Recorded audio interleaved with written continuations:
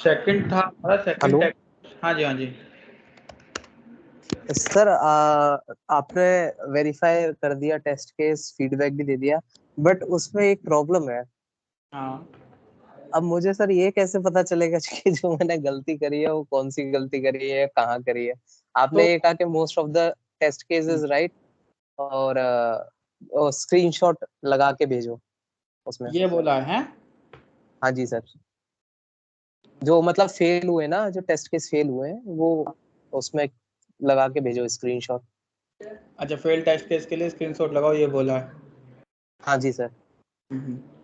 तो मैं देख लूँगा एक्चुअली यार, मैंने आज शायद लगभग दिया होगा, मैंने 60-70 लोगों को फीडबैक दिया होगा आज में, है ना।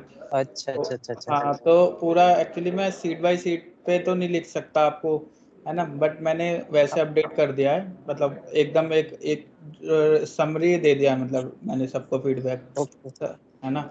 कोई बात नहीं, डिटेल में भी आ जाएगा। सर, आप एक अलग से क्लास पूरी एक टेस्ट केस की 3-4 प्लानिंग वगैरह, चाहे वो फ्लिपकार्ट से हो या फेसबुक से हो, आप एक बार बना के दिखा दीजिए फ्लिपकार्ट तो से नहीं, थोड़ा और इजी हो जाए। नया नया कॉन्सेप्ट आएगा पूरा, टेंशन ना लो।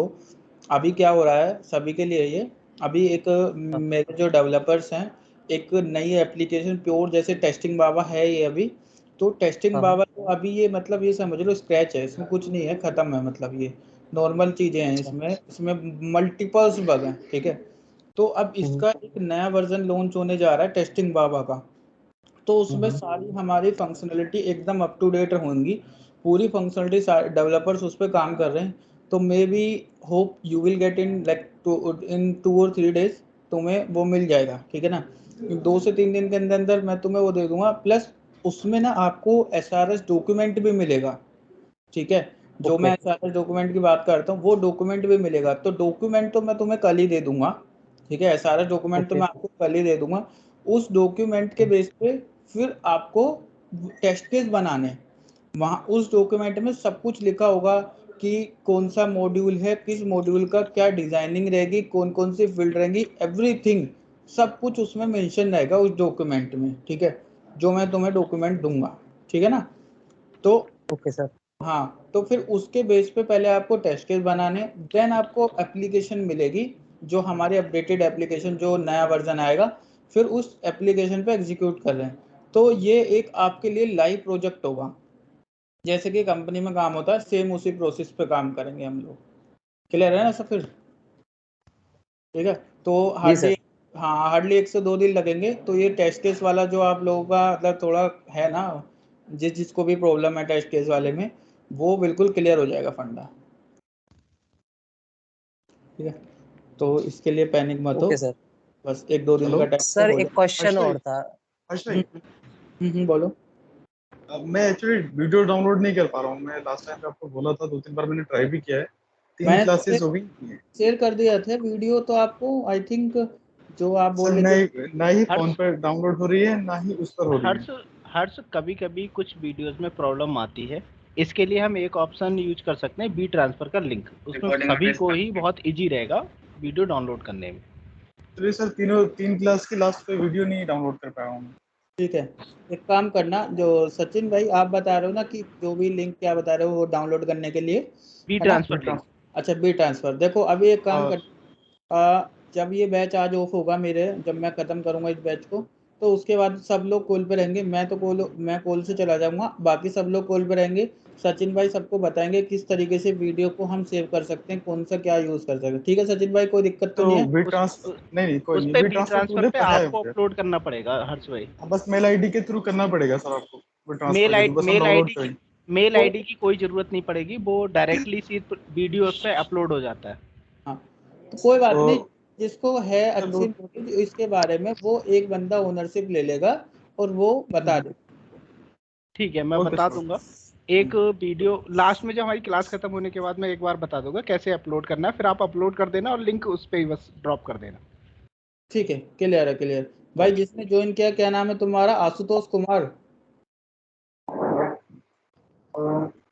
क्या नाम है भाई तुम्हारा? आपकी वीडियो ऑन है, वीडियो ऑफ कर लो।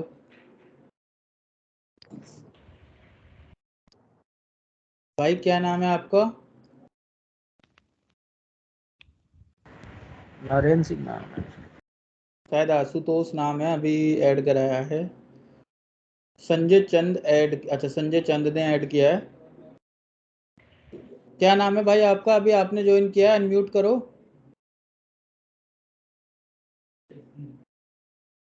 संजय चंद आप है अपने बैच में? Sanjay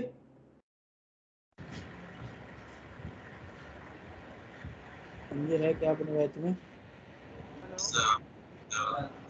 hello hello. हाँ भैया। हाँ भाई। हेलो हाँ भाई बोलो। मैं संजय बोल रहा हूँ भैया, मैंने ऐड किया है इसे ना।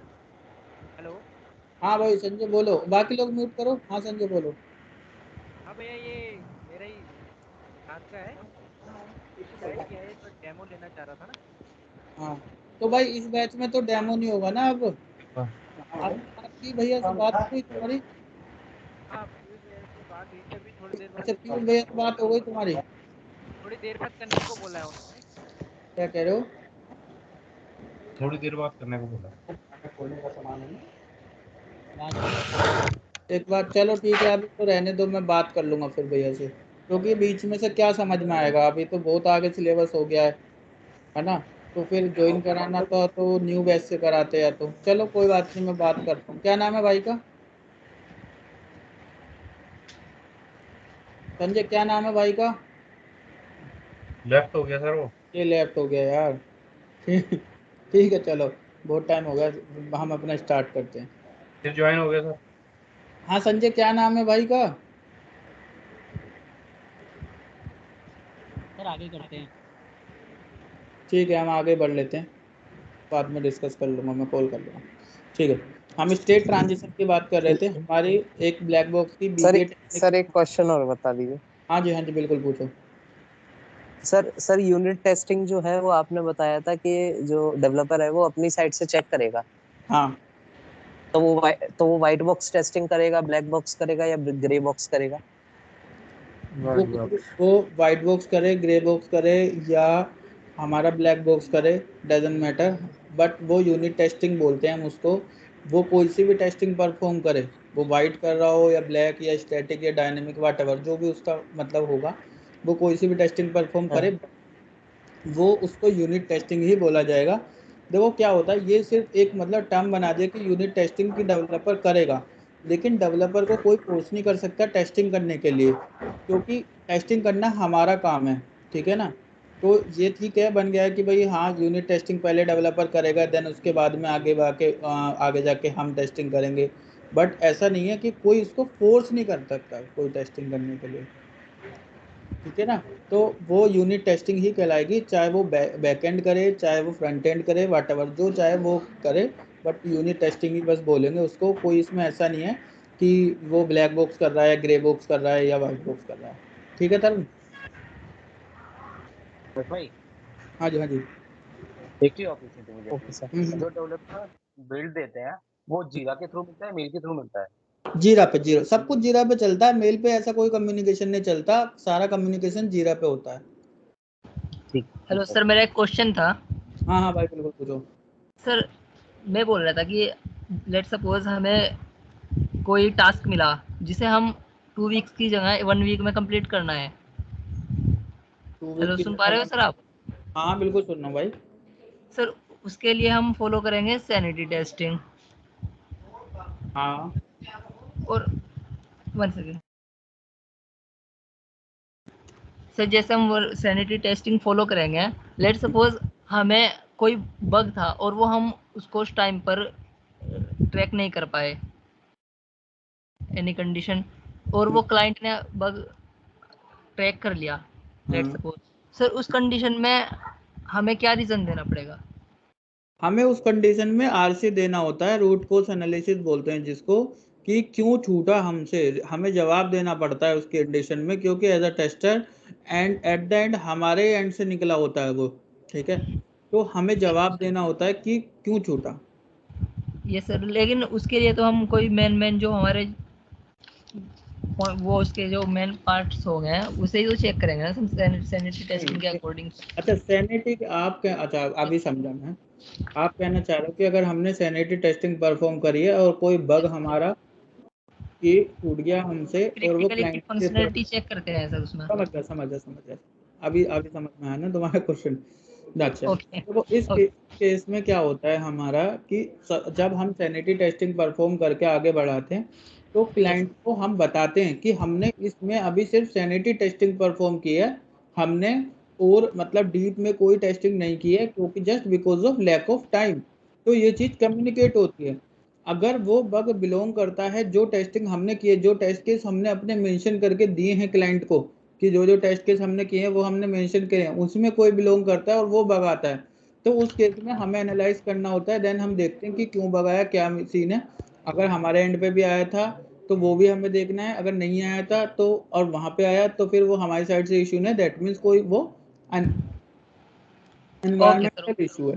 ठीक है, हम तो Clear. टेस्ट अपने देते हैं यहाँ पे। Yes sir. ठीक है सर। और कोई भाई, और सर किसी को तो कोई, हाँ अमन बोलो। सर इसी से रिलेटेड है सर, हाँ। इसमें क्या टैग दिया जाता है कि हम लोग सैनिटी टेस्टिंग कर रहे हैं, रिग्रेशन कर रहे हैं, इंटीग्रेशन कर रहे हैं, कंपोनेंट कर रहे हैं, ऐसा कहीं पे हमें लिखना पड़ता है या शो करना पड़ता है क्या? ये सिर्फ हमें कुछ जैसे हमने रिग्रेशन किया तो हमें वहां पे बता देते हैं हम कि we have perform the regression testing. अगर हमने सैनिटी किया, ठीक है, अगर टाइम कम है तो ऑब्वियसली सैनिटी करेंगे, तो उस केस में भी हम बताते हैं। बट हम इस तरीके से कुछ नहीं बताते हैं किसी को कि मतलब हमें जब हम साइन ऑफ देते हैं अपनी तरफ से तो ये नहीं बताते कि हमने कौन कौन सी टेस्टिंग की, या टास्क हमें जब आता है बिल्कुल नॉर्मल तरीके से अगर टास्क आता है, कोई टाइम का कुछ नहीं है, कोई टाइम बाउंड नहीं है, कुछ नहीं है, तो उस केस में भी हम किसी को नहीं बताते हैं कि हमने क्या किया। ठीक है, हमें सर ये हम अपने नॉलेज के अकॉर्डिंग करते हैं। बिल्कुल वो based on our understanding and knowledge वो डिपेंड करता है। तो सर अपने मैनेजर वगैरह को इन्फॉर्म नहीं करते कि ये सैनिटी की वजह से बग आया है या कुछ भी? वो तो बताना पड़ेगा अगर बग आया तो फिर हमें अगर कोई बग क्लाइंट ने रिपोर्ट किया है देन हम फिर बताते हैं ना अपने मैनेजर को कि हमने उस समय सैनिटी परफॉर्म की थी just because of lack of time, तो इसी वजह से ये बग हमें रिपोर्ट हुआ है। हम उसको फिर वो क्लाइंट को मतलब जो भी हो मतलब बग आया, हम उस बग के बारे में पूरा डिटेल देते हैं कि क्यों बग आया हमारा। हमें अपने आप को भी तो सेफ साइड रखना है ना। Okay sir. और किसी का कोई डाउट?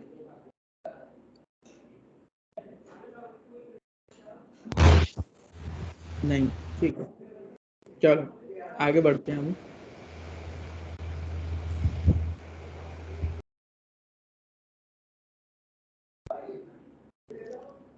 स्टेट ट्रांजिशन की हम बात कर रहे थे। स्टेट ट्रांजिशन क्या होता है?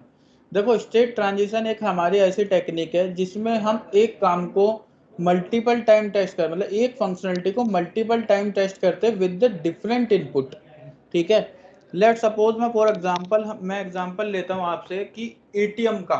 ठीक है, एटीएम देखा होगा सबने, ATM machine, ATM vending machine जो होती है।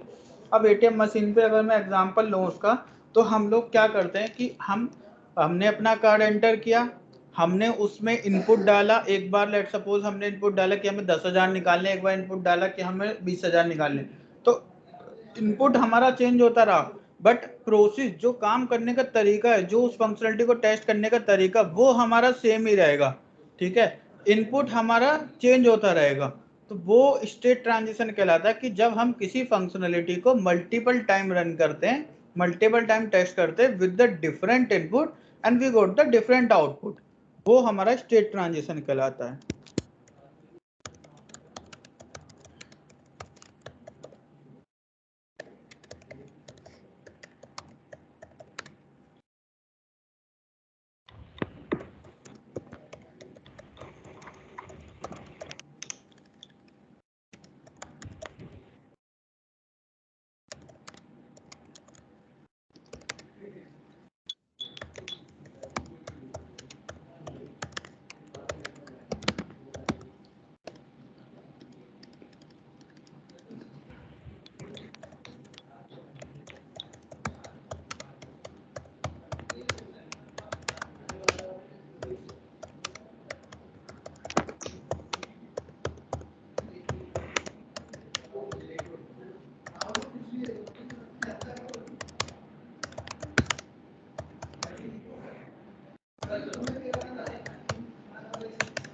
ये होगा स्टेट ट्रांजिशन का प्रोसेस। अब नेक्स्ट हमारा आता है एरर गैसिंग, कि एरर गैसिंग क्या होता है। एरर गैसिंग तो बहुत सिंपल हमारा प्रोसेस है कि हम क्या करते हैं, गैस कर लेते हैं। एरर गैसिंग क्या होता है? एरर गैसिंग हमारा होता है कि हम एरर को गैस करना। क्या होता है ये बेसिकली जो एरर गैसिंग टेक्निक होती है वो हमें डिपेंड करती है अपने अंडरस्टैंडिंग पे, ठीक है, कि बेस्ड ऑन आवर अंडरस्टैंडिंग क्या होता है कि जब एज अ सीनियर हर्ष भाई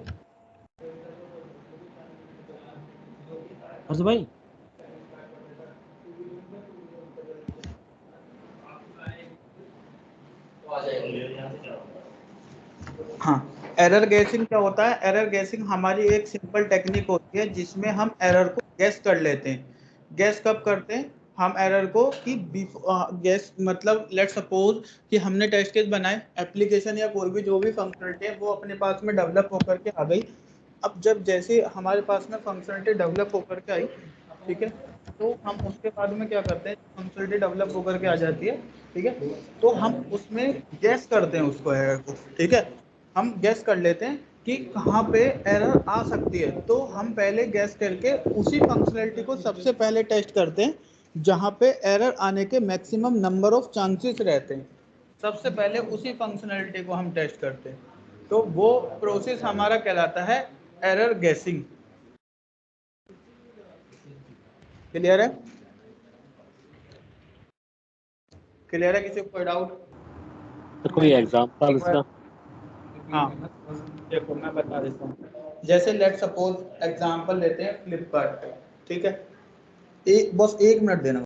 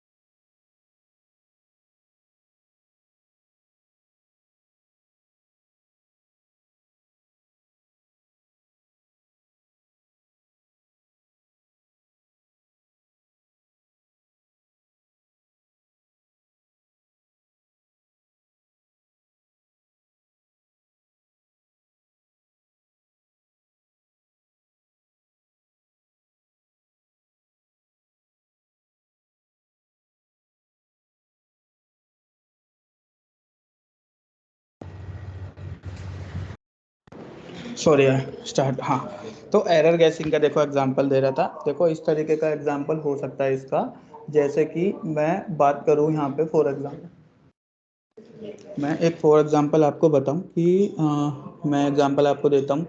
हाँ, लेट सपोज बात करते हैं यहाँ पे कि फ्लिपकार्ट एप्लीकेशन है और वो डेवलप होकर के आई। अब उस एप्लीकेशन पे अपने टेस्ट केस एग्जीक्यूट करने हैं। तो आपको आपके दिमाग में बेस्ड ऑन आवर अंडरस्टैंडिंग मतलब क्या सबसे पहले जाएगा कि कहाँ पे मैक्सिमम नंबर ऑफ चांसेस हैं एरर आने के, कहाँ पर है? वो होगा हमारा लाइक पेमेंट मेथड है, ठीक। अब पेमेंट मेथड है तो पेमेंट मेथड पे हमारे मैक्सिमम नंबर ऑफ चांसेस हो सकते हैं एरर आने के। क्यों हो सकते हैं पेमेंट मेथड पे?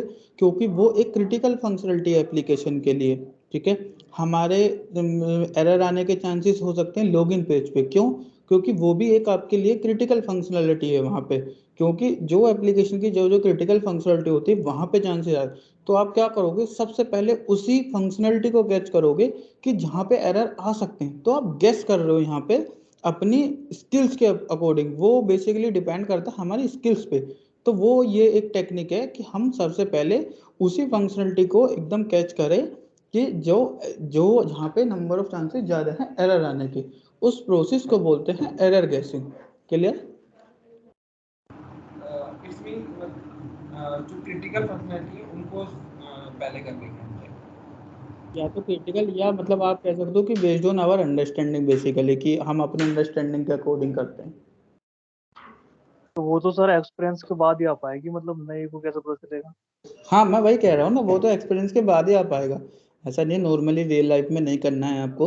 ये सिंपल एक ब्लैक बॉक्स की टेक्निक है जो हमें पता होना चाहिए। बाकी ऐसा कुछ नहीं कि मतलब नॉर्मली रियल लाइफ में कि आप करोगे, रियल में जब काम करोगे तो ऐसा कुछ नहीं, कुछ भी असम्पशन पे नहीं होता है, सब कुछ हमारा एज पर एविडेंस काम होता है।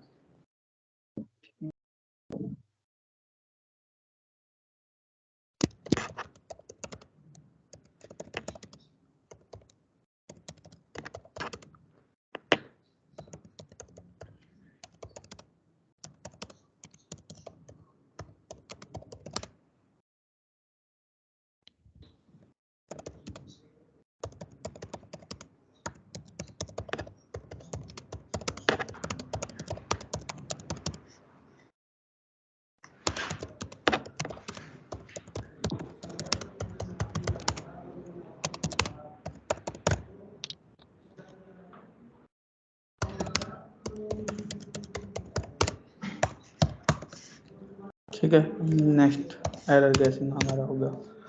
अब बात करते हैं एरर गैसिंग के बाद में डिसीजन इक्विवेलेंस पार्टीशन क्लास, ये इम्पोर्टेंट है।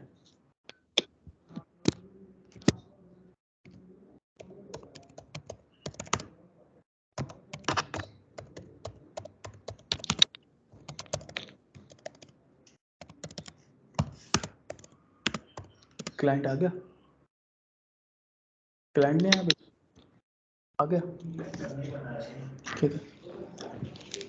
अभी इक्विवेलेंस पार्टीशनिंग क्लास की हम बात कर रहे थे। तो इक्विवेलेंस पार्टीशनिंग क्लास क्या होता है कि एक मैं आपको बताऊं कि जब हमारा लार्ज अमाउंट ऑफ इनपुट होता है, लार्ज इनपुट होता है हमारा, तो उस केस में हम क्या करते हैं, लेट सपोज कि हमारे पास में मैं एग्जांपल लेता हूँ, ठीक है, पिज़्ज़ा बुकिंग का, ठीक है। अब पिज़्ज़ा बुकिंग, अब एक वेबसाइट है, ठीक है, लाइक डोमिनोज, ठीक, डोमिनोज से आपको पिज़्ज़ा ऑर्डर करना है। अब डोमिनोज से पिज़्ज़ा ऑर्डर करने के लिए आपको क्या चाहिए कि वहाँ से पिज़्ज़ा ऑर्डर करने के लिए वहाँ उसमें एक लिमिट लगी हुई है कि आप एक बार में सिर्फ 100 पिज़्ज़ा ऑर्डर कर सकते हो डोमिनोज से, ठीक है।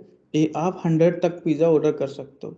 तो इस केस में अगर आपको टेस्टिंग करनी होगी, उसकी ऑर्डर फिल होगी, तो कैसे करोगे, क्या करना होगा कि आप पहले एक ऑर्डर के लिए करोगे, 2 ऑर्डर के लिए करोगे, 3 के लिए, इस तरीके से आप 100 टाइम ऑर्डर बनाओगे।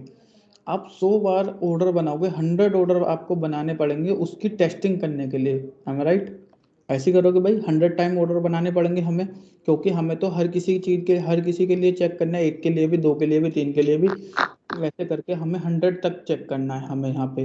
प्लस इसमें बीवीए भी परफॉर्म करनी है कि लिमिट चेक करने के लिए। सही बोल रहा हूँ? कोई डाउट तो नहीं किसी को इसमें? इक्विवेलेंस पार्ट अभी जो मैंने आपको कंडीशन सिनारियो बताया, कोई डाउट यहाँ तक? ठीक है। तो अब हम क्या करते हैं, अगर हमारे अब यहाँ पे मतलब अब आपको अगर 100 टाइम ऑर्डर बनाना होगा, तो ये आपका बहुत ज़्यादा टाइम टेकिंग प्रोसेस होगा।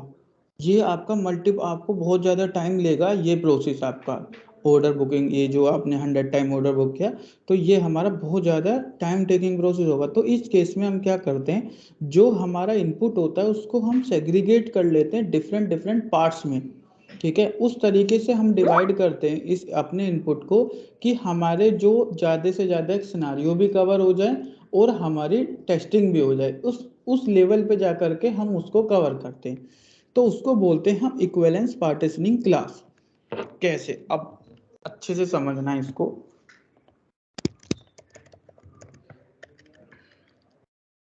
देखो, अब 100 की बात है तो मैं उसको कैसे सेग्रीगेट करूँगा। पहले मैंने क्या किया, एक क्वांटिटी का ऑर्डर बुक किया, फिर मैंने क्या किया, 10 क्वांटिटी का ऑर्डर बुक किया, फिर मैंने 11, फिर मैंने किया 20, फिर मैंने किया 21, फिर मैंने किया 30, फिर मैंने किया 31, फिर ठीक है, फिर मैंने 31 किया। अब फिर 31 करने के बाद में फिर मैंने कर लिया यहाँ पे 40, फिर मैंने किया 41, और फिर मैंने किया 50, और फिर मैंने किया 51, फिर मैंने किया 60, फिर मैंने किया 61, फिर मैंने 70, 71, 80 हो गया, फिर 81, फिर मैंने 90, फिर मैंने किया यहाँ पे 99, ठीक है, फिर मैंने 3 डिजिट के लिए भी किया 100। 99 हम लोग कर रहे नहीं कर रहे ना, हाँ 99 की जरूरत नहीं है, जब हमने 90 किया तो 91 होगा, फिर हमारा 100 होगा। देखो अब मेरे कितने कितने ऑर्डर बनाने पड़ेंगे मुझे, एक में 1 क्वांटिटी का, 10 क्वांटिटी का, 11 क्वांटिटी का, 20 क्वांटिटी का, 21। तो इस तरीके से पहले मुझे 100 ऑर्डर बनाने पड़ रहे थे, अब मुझे सिर्फ और सिर्फ 20 ऑर्डर बनाने पड़ेंगे इस केस में। तो मैंने क्या किया, जो मेरा इनपुट था, जो मेरा टेस्ट डेटा था, मैंने उसको सेग्रीगेट करके उसको रिड्यूस कर लिया। अपने टेस्ट डेटा को मैंने रिड्यूस कर लिया, उसको रिड्यूस करने के बाद में अब सिर्फ मेरे पास 20 हो गया। तो ये मेरा जो टेस्टिंग का जो ज़्यादा टाइम था, जो टाइम टेकिंग प्रोसेस हो रहा था, वो मेरा अब टाइम कंज्यूमिंग प्रोसेस हो गया। अब उसने ज़्यादा मतलब सॉरी टाइम रिड्यूसिंग, ठीक है। तो अब वो मेरा इनपुट रिड्यूस हो गया, तो मैंने इस तरीके से उसको डिवाइड कर लिया। तो उस जो हमारी वो टेक्निक होती है उसको बोलते हैं इक्विवेलेंस पार्टीशनिंग क्लास। भाई पूछो अब किसी को कोई डाउट हो तो इसमें।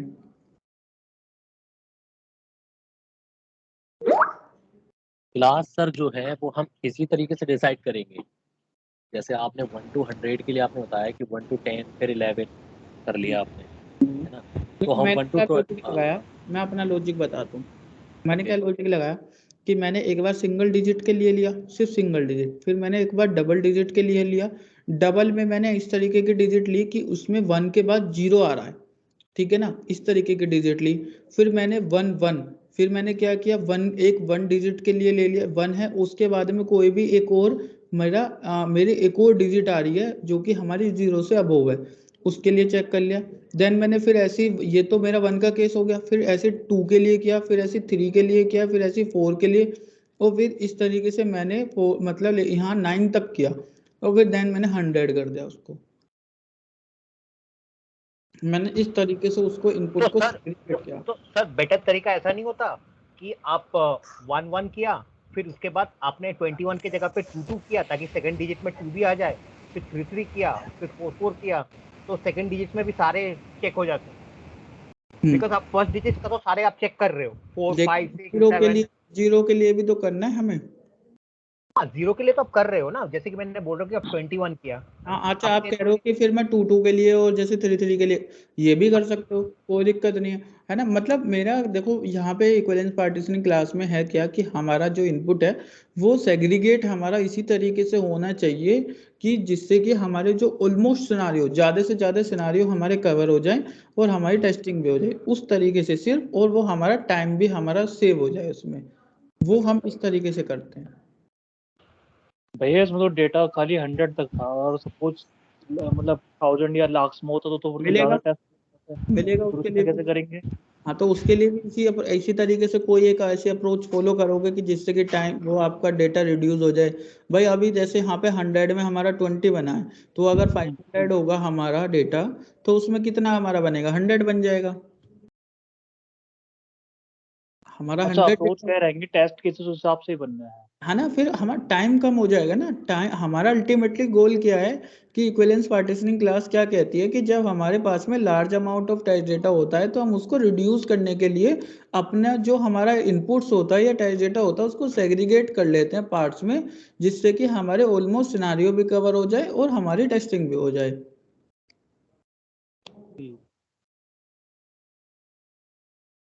सर न्यूमेरिकल वैल्यू के अलावा हम कोई फॉर्मूला बना के भी तो कर सकते हैं फिर। फॉर्मूला समझा नहीं, कैसे बनाना चाह रहे हो? जैसे जैसे आप 1 के बाद 10 पे आ रहे हैं तो n+9, तो n में वैल्यू पुट करते जाए, जैसे 1 पुट कर दिया तो वो 10 हो गया, उसके बाद फिर दोबारा से वैसे करके। हाँ वो ठीक कह रहे हो, वो डिपेंड करता है हमारी अंडरस्टैंडिंग पे। उससे तो हम सर लार्ज नंबर भी मतलब कवर कर लेंगे, लाख तक, करोड़ तक। हाँ वो डिपेंड करता है हमारा कि कितना हमारा जैसे डेटा है उसके अकॉर्डिंग। सर लॉजिक बनाना ऐसा पॉसिबल है? हाँ क्लास इंटरवल लॉजिक वाला बना मेथड हो रहा है सर ये तो। हाँ हो सकता है कि हमारा लाख में भी डेटा हो, करोड़ में भी डेटा हो सकता है, तो उसके हिसाब से सेग्रीगेट करते हैं हम। बोलो भाई क्या बोलो? हर्ष, इसकी टेक्निक अलग भी हो सकती है क्या? नहीं, टेक्निक तो देखो कुछ नहीं है कि कोई ऐसा फॉर्मूला नहीं है, इसके लिए कोई फॉर्मूला नहीं बना। मतलब हमारा मेन मोटिव क्या है कि जब भी हमारे पास कोई ऐसी कंडीशन बने कि जिसमें हमारा large amount of test data हो, तो हम उसको इस तरीके से सेग्रीगेट करें कि हमारे ज़्यादा से ज़्यादा टेस्ट केस मतलब टेस्ट सिनारियो जो होते हैं वो भी कवर हो जाए और हमारा टाइम सेविंग भी हो जाए। बस ये नीचे भी है ठंडा लाना भाई कि वाला तो ला म्यूट कर लो। ठीक है। बेसिकली सर यही है कि हम जो क्लास है वो किस इंटरवल में बांट रहे हैं, मतलब। हाँ, मतलब वो थोड़ा सा हमें वहां पे लॉजिक लगाना, थोड़ी सी लॉजिकल चीजें सोचनी है कि हम किस तरीके से उसको सेग्रीगेट कर सकते हैं डेटा को। नहीं, अगर जैसे फॉर्मूला अभी भाई ने बताया कि फॉर्मूला अगर हम पुटअप कर देते हैं, तो जैसे n+1 कर दिया हमने पुटअप, हाँ, ठीक है। हाँ। तो अगर वैल्यू ले रहे हैं, मान लो 10 ही ले ली, तो ठीक है, तो n+1 में 10 × 10+1 हो जाएगा। तो ऐसे हम कर सकते हैं क्या?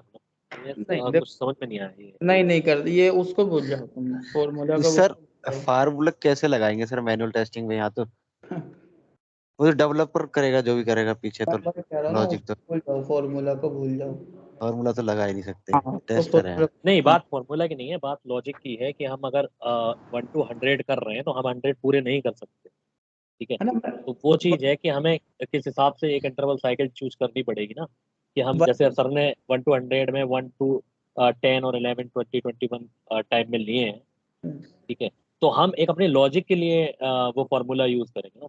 वो हमारा लॉजिक है कि हम क्या लगा रहे हैं, वो ऐसा कि कहीं फॉर्मूला कुछ नहीं है, कोई फॉर्मूला सेट नहीं है इसके लिए कि वही फॉर्मूला यूज करना है। वो हमारा लॉजिक है कि क्या हम लगा सकते हैं इसके लिए जिससे कि हमारा बेटर रिजल्ट आए और हमारा टाइम भी सेव हो जाए, ठीक है। किसी को कोई मतलब कोई बाउंड नहीं है कि ये फॉर्मूला है तो वही फॉर्मूला यूज करना है। ये फाउंडेशन नहीं है कि 1 10 हाँ, 11 21 इसके लिए वो चेक अपने करना है। लॉजिक है, वो आप कैसे भी लगा पा रहे हो। हाँ। नहीं हर्ष, मेरे को लगता है 0 to 9 मतलब सारे नंबर्स आ जाने चाहिए, और फिर हमें 3 डिजिट है तो 3 डिजिट का एक आध कोई चेक कर लो, ऐसे 4 डिजिट का हो जाएगा इससे भी। नहीं, वो एक आध वाला सीन हो जाएगा ना फिर, अब एक आध हो गया है ना, वो वाला सीन हो जाएगा, आपने एक आध छोड़ दिया क्योंकि है तो 0 to 9 ही ना सारे नंबर जितने भी हैं घुमा फिरा के, हाँ, है ना, तो सिनेरियोज लेकिन डबल डिजिट। अब देखो मैंने इस तरीके से लगाया है, देखो मेरा फॉर्मूला देखो मैंने इस तरीके से लगाया है कि उसमें जैसे 1 है, 1 के लिए यूज हो गया, 2 है 2 के लिए हो गया, 3 है 3 के लिए हो गया, है ना। तो ऑलमोस्ट आप देख रहे होगे कि कुछ ऐसा बचा नहीं है जो रह जाए, ठीक है ना। सर वो फॉर्मूले वाली बात सिर्फ लॉजिक के लिए ही बोली थी। कोई बात नहीं, वो अपने कोई भाई सर ये थोड़ा प्रैक्टिकली करेंगे तब कुछ समझ में आएंगे सही से। हाँ, बिल्कुल अभी मिलेगा, ये चीज भी आपको मिलेगी आगे। बनना है, मैंने बताया ना अभी डॉक्यूमेंट बनना है, तो आपको ये भी मिल जाएगा। तो इसमें equivalence partition class when we have large amount of test data shall be segregated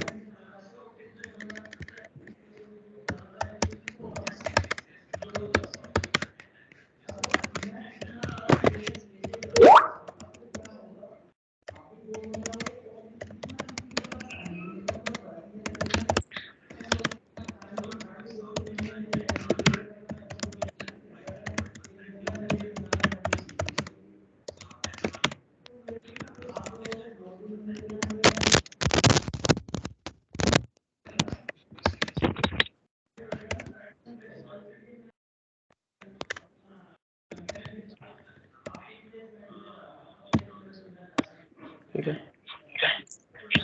अब हम करते हैं नेक्स्ट पे। ये तो सिंपल है हमारा डिसीजन टेबल टेक्निक कि एक उसने बता दिया है कि जैसे हम जब टेस्ट केस हम बना रहे हैं तो उसमें अगर कोई इस तरीके की फंक्शनैलिटी है हमारी लाइक लॉगिन, तो उसके लिए एक हमने टेबल बना लिया। उस टेबल में हमने मेंशन कर लिया कि जब भी हमारा यूज़र नेम वैलिड पासवर्ड आए तो valid user name valid password आए तो वो लॉगिन हो जाए, फिर हमारा invalid user name invalid password आए तो लॉगिन नहीं हो, फिर हमारा यूजर नेम में इनवैलिड पासवर्ड हो, पासवर्ड में वैलिड यूजर नेम हो तो भी लॉगिन ना हो। तो इस तरीके से हमने एक टेबल टाइप में डिसाइड कर लिया बना। तो जब हमारे पास में एप्लीकेशन डेवलप होके आएगी वो फंक्शनलिटी, तो सेम चीज को हम वहां पे एग्जीक्यूट कर लेंगे। तो उस टेक्निक को बोल लें डिसीजन टेबल टेक्निक। अरे डिसीजन टेबल है, डिसीजन टेबल टेक्निक। क्या लिख दिया मैंने?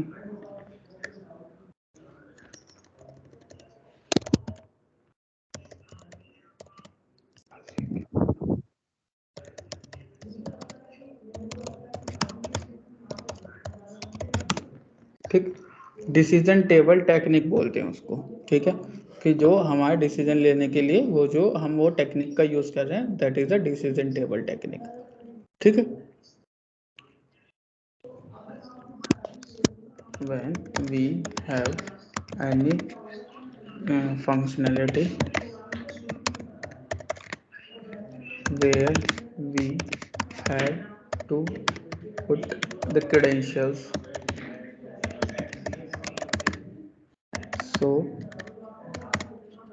based on it we prepared one of the table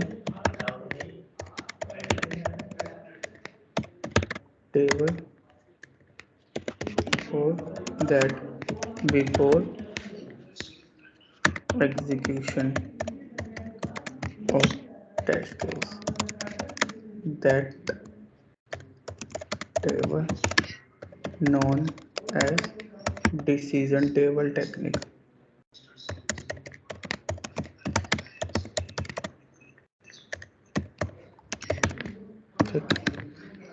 अब नेक्स्ट हमारा आता है डिसीजन टेबल टेक्निक के बाद में 6 लास्ट कोई एग्जांपल मिलेगा? डिसीजन, हाँ मैंने दिया ना आपको लॉगिन का एग्जांपल। देखो मैं अभी एक्सेल खुला हुआ तो कोई मेरे पास खुला है, ये तो टेस्ट केस के दूसरा कोई भी नहीं है। रुक जाओ मैं एग्जांपल करके दिखाता हूँ आपको।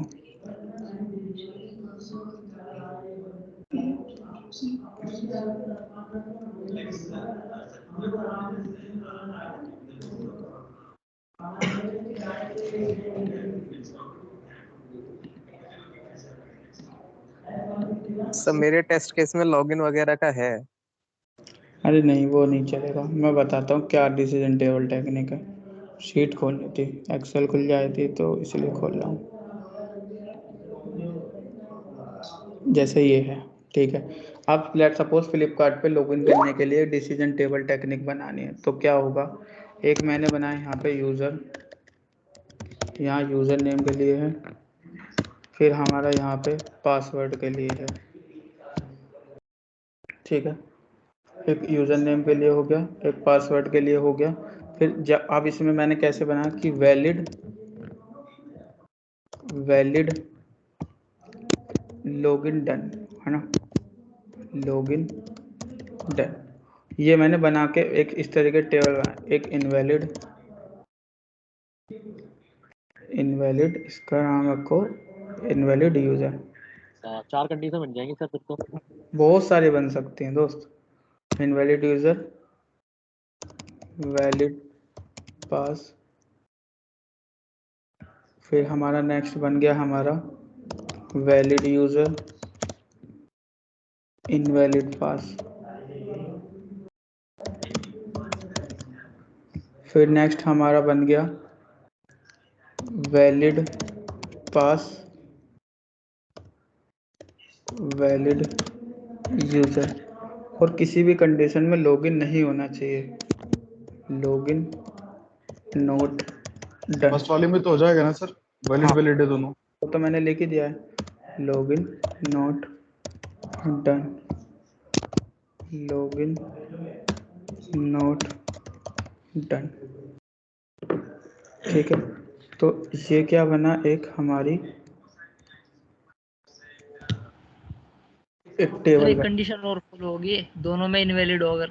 कुछ भी हो सकती है, आप अपने अकॉर्डिंग उसको जो मतलब चाहो तो वो कर सकते हो ऐड, ठीक है। तो कंडीशन और भी बन सकती हैं इसमें। ये हो गया लॉगिन। लॉगिन फंक्शनलिटी उसके लिए हमने बना लिया। सर वैलिड पास और वैलिड यूजर में लॉगिन नॉट डन आपने क्यों लिखा है ये? देखो, हाँ क्या बोलो, दोबारा बोलो। लास्ट में जैसे आपने वैलिड पास और वैलिड यूजर है, ठीक है, तो लॉगिन नॉट डन लिखा है आपने, हाँ तो हाँ रिजल्ट आ रहा है। हाँ सही लिखा है मैंने भाई। यूजर नेम में वैलिड पासवर्ड डाल दोगे और पासवर्ड में valid user okay name okay okay, नहीं होगा ना। Understand understand. ठीक है, तो इस तरीके से हमारी ये बन गई डिसीजन टेबल टेक्निक। ये हमने बना के रख ली पहले। अब जब हमारे पास वो फंक्शनलिटी डेवलप होकर के आई तो हमने ये अकॉर्डिंग टू द टेबल हमने सेम चीज एग्जीक्यूट कर ली और यहाँ पे रिजल्ट लिख दिया। ये जो रिजल्ट आ रहा है ये रिजल्ट हमने लिख दिया, ठीक है। इसको बोलते हैं हम डिसीजन टेबल टेक्निक। अभी किसी को डाउट इसमें? क्लियर है सर। ठीक है। एग्जांपल सर कॉपी कर लेना नोटपैड से। हाँ बिल्कुल। मैं ये लो,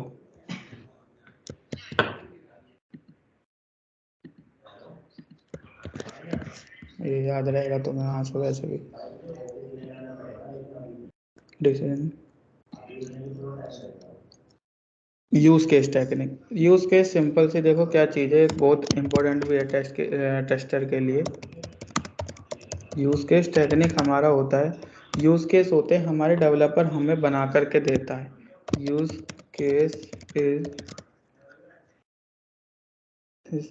the steps that shows how the user will use the application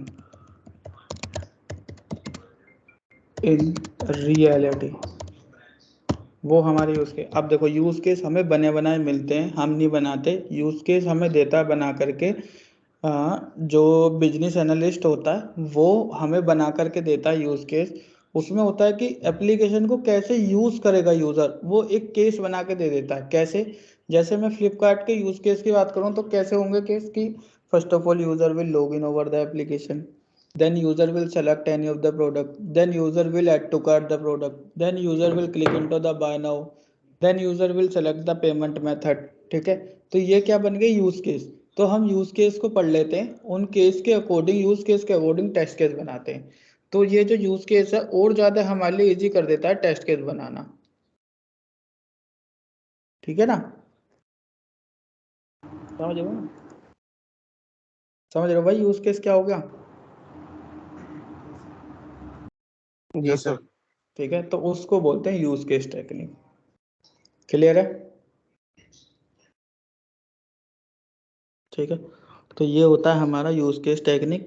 क्या होता है जो, तो ये आपका ब्लैक बॉक्स की टेक्निक भी खत्म हो गई आपकी आज। फिर मैं आपको बताता हूँ कि नेक्स्ट हम क्या पढ़ेंगे। भाई मुझे एक बार बताना क्या क्या हम पढ़ चुके हैं। ये HDLC HTLC जीरा हम पढ़ चुके हैं, black box white box grey box उसके हमने टाइप पढ़ लिए, फंक्शनल नॉन फंक्शनल हमने पढ़ लिया, टेस्ट केस हमने पढ़ लिया।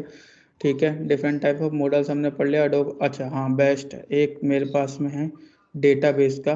देखो डेटाबेस का पूरा डिटेल में हम नहीं पढ़ाते लेकिन इतना हम पढ़ाते हैं कि जितने आपको नीड है। थोड़ा ओवरव्यू डेटाबेस का हम देते हैं किस तरीके से होता है, ठीक है।